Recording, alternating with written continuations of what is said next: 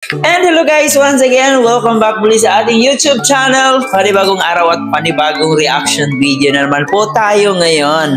So ito na nga guys, no? Sinagot na ni Papa Jom sa mga taong gumagawa ng issue patungkol sa kanilang dalawa ni Mikoy.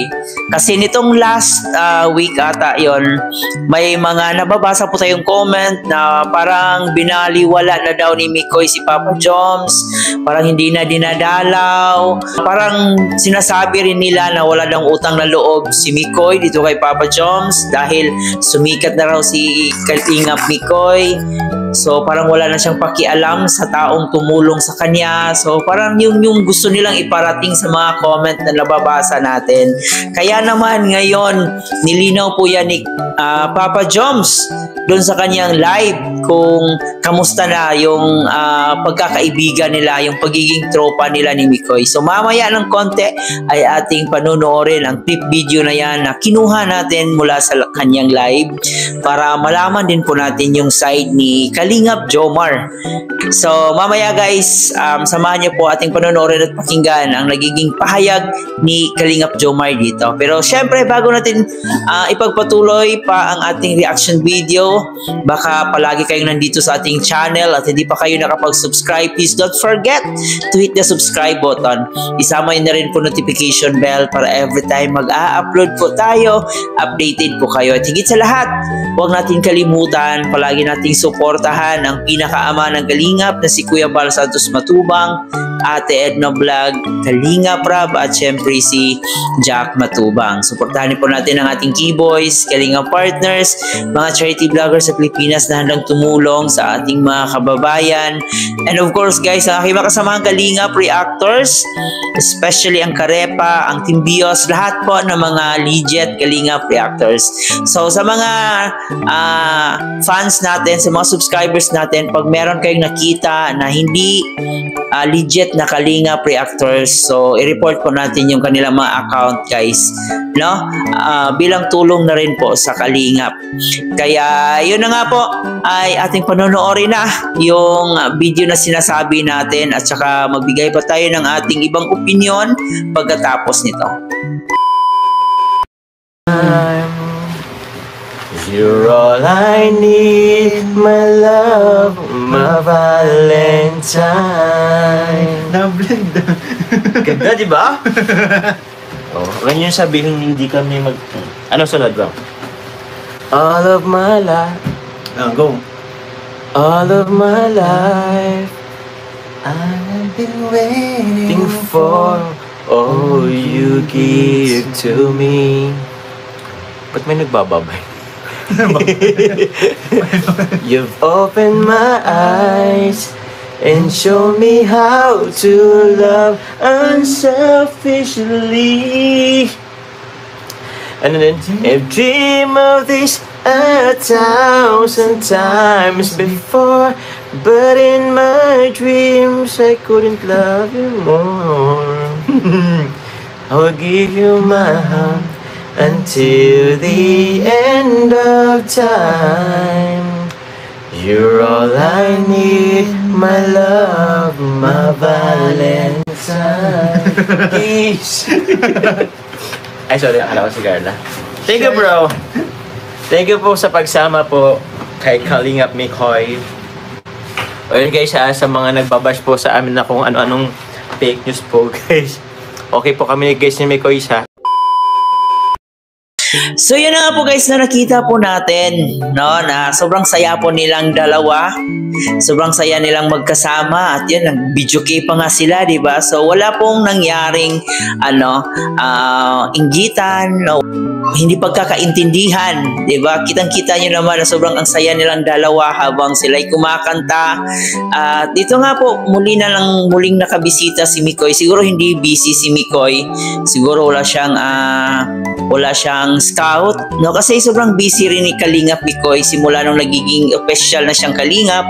Sumasama-sama siya sa mga pag-scout sumasama siya dito sa team ni Kalingap Rab. Kaya masasabi rin natin na simula nung nagiging official Kalingap na po si Kalingap Mikoy, marami talaga siyang ginagawa.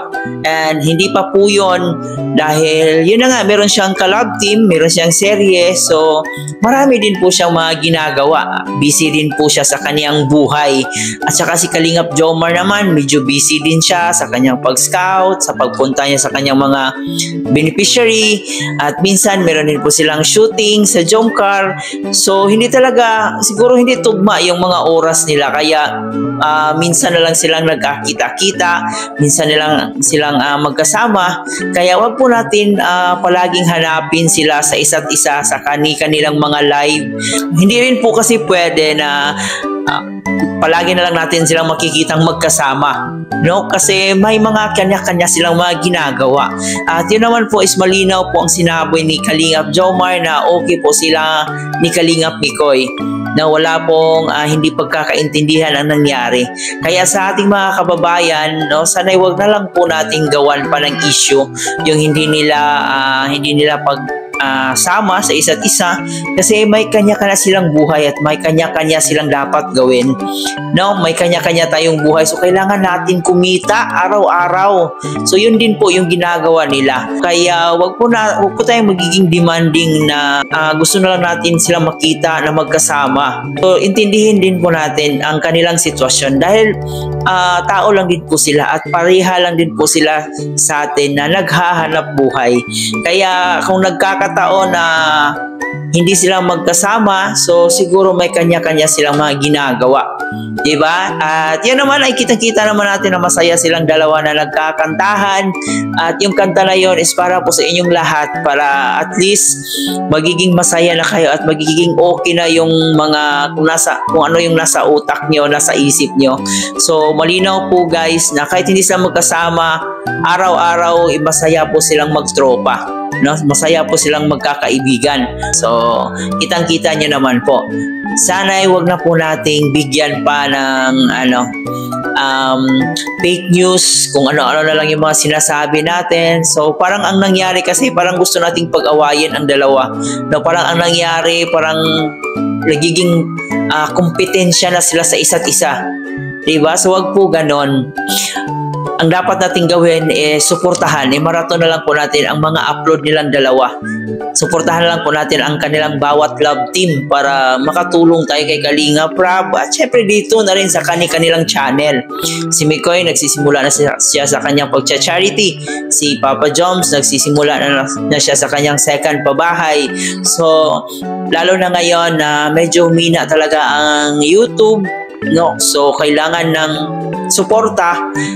Kaya ini-encourage ko po kayo na instead na gawa ng mga issue, so atin pong suportahan na lang silang dalawa. Wag po tayong wag na lang po tayong makipagkumpetensyahan kung sino yung malakas, sino yung masikat ngayon. Ang importante is nagtutulungan tayo, kasi yun po ang pinakamuto ng Kalingap One Family. So dapat i-promote po natin yon, na yun yung pinaka-goal natin, no? Magkaisa.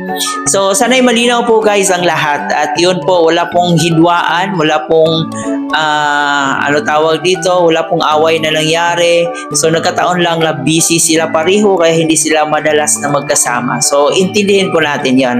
Kayo ba guys, ano yung masasabi nyo dito sa mga nagpapakalat na naman ng mga kaek-ekan, mga issue na yan? I-comment nyo po dyan sa ating comment section. At hanggang dito na lang ang ating reaction for today's video. Bago natin tapusin, huwag kalimutan mag-like and share at mag-subscribe na rin po kayo. So muli po, ito nga po pala si Chloe TV. Marami pong salamat.